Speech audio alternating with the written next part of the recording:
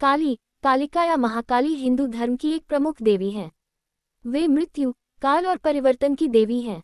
ये सुंदरी रूप वाली आदिशक्ति दुर्गा माता का काला, विकराल और भयप्रद रूप है, जिसकी उत्पत्ति असुरों के संहार के लिए हुई थी। उनको विशेष रूप से पश्चिम बंगाल, ओडिशा, बिहार और असम में पूजा जाता है। काली को शाक्त परंपरा की 10 महाविद्याओं में से एक भी माना जाता है।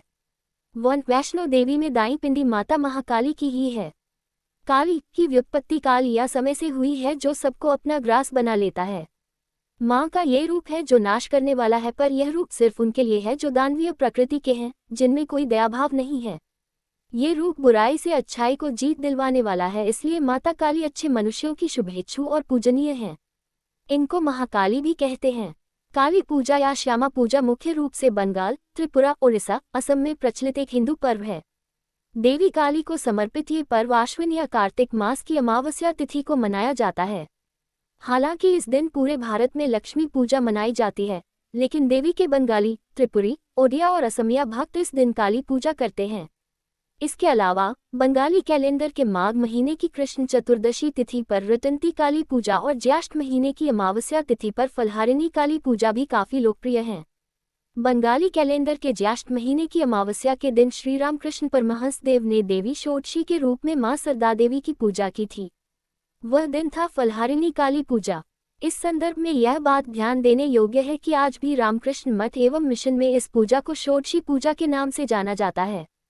षोडशी पूजा का विवरण स्वामी शारदानंद द्वारा लिखित श्री श्री रामकृष्ण लीला प्रसंग और ब्रह्मचारी अक्षय चैतन्य द्वारा लिखित श्री श्री शारदा देवी पुस्तकों में मिलता है। आज भी बेलूर मठ में ठाकुर के गर्भगृह में ठाकुर के बाईं ओर माता का चित्र रखकर पूजा की जाती है। इस आध्यात्मिक रूप से महत्वपूर्ण घटना की स्मृति में ये फलहारिणी काली पूजा कई स्थानों पर बड़ी धूमधाम से मनाई जाती है। योग भक्ति पथ के सिद्ध संत भादुरी महाशय यानी महर्षि नगेंद्रनाथ को दक्षिणेश्वर में श्रीरामकृष्ण परमहंस देव के सानिध्य में रहने का सौभाग्य प्राप्त हुआ था। इसलिए ये फलहारिणी काली पूजा कोलकाता के राजा राममोहन राय रोड पर श्री श्री नागेंद्र मठ और नागेंद्र मिशन में भी गहन सम्मान और भक्ति के साथ आयोजित की जाती है। ये वह स्थान है जहां महर्षि नागेंद्रनाथ ने अपना अंतिम जीवन बिताया था। देवराज इंद्र ने एक बार नमुची को मार डाला। रुष्ट होकर शुंभ निशुंभ ने उनसे इंद्रासन छीन लिया और शासन करने लगे।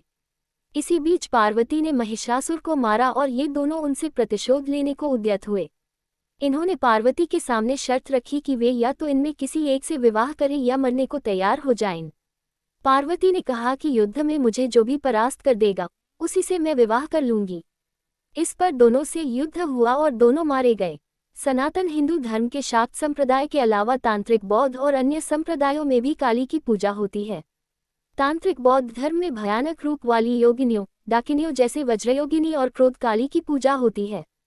तिब्बत में क्रोध काली अन्य नाम क्रोधिकाली, कालिका, क्रोधेश्वरी, कृष्ण क्रोधिनी आदि को त्रोमा नगमो, पुरानी तिब्बती में खरोमा नगमो, वाली क्रोमा नागमो कहते हैं। सिखों के दशम गुरु गुरु गोविंद सिंह ने चंडी दीवार नामक प्रसिद्ध ग्रंथ की रचना की थी। यूरोप के देशों में संत सारा या सरला काली का जो तीर्थयात्रा होती है वह प्रथा संभवतः मध्ययुग में रोमालोक के साथ भारत से यूरोप गई थी। पश्चिमी जगत में कुछ लोग काली के आधुनिक रूप में पूजते हैं। ये लोग मुख्यतः नारीवादी है या न्यू एज के अनुयायी, किंतु वे काली को जिस रूप में मानते हैं वह सनातन हिंदू मान्यता से बिल्कुल मेल नहीं खाता। शाक्त पदावली और श्यामा संगीत संपादित करें। बंगाली भाषा में देवी काली के प्रति श्रद्धा और भक्ति पर केंद्रित अनगिनत गीतों की रचना की गई है। संगीत की इस शैली को शाक्त पदावली के नाम से जाना जाता है। इस शैली की कविता के दो प्रसिद्ध बंगाली कवि रामप्रसाद सेन और कमलाकांत भट्टाचार्य हैं। रामप्रसाद सेन और कमलाकांत भट्टाचार्य दोनों ही मां काली के निपुण भक्त थे। इन दोनों संतों के विषय में अनगिनत चमत्कारिक कहानियां प्रचलित हैं। हालांकि आमतौर पर मां काली को समर्पित सभी संगीत को बंगाली में श्यामा संगीत कहा जाता है। इस बंगाली श्यामा संगीत के दो प्रसिद्ध गायक पन्नालाल भट्टाचार्य और धनंजय भट्टाचार्य हैं। पन्नालाल भट्टाचार्य के बड़े भाई प्रफुल्ल भट्टाचार्य और माछला भाई धनंजय भट्टाचार्य संत कलाकार पन्नालाल भट्टाचार्य के पहले संगीत शिक्षक थे।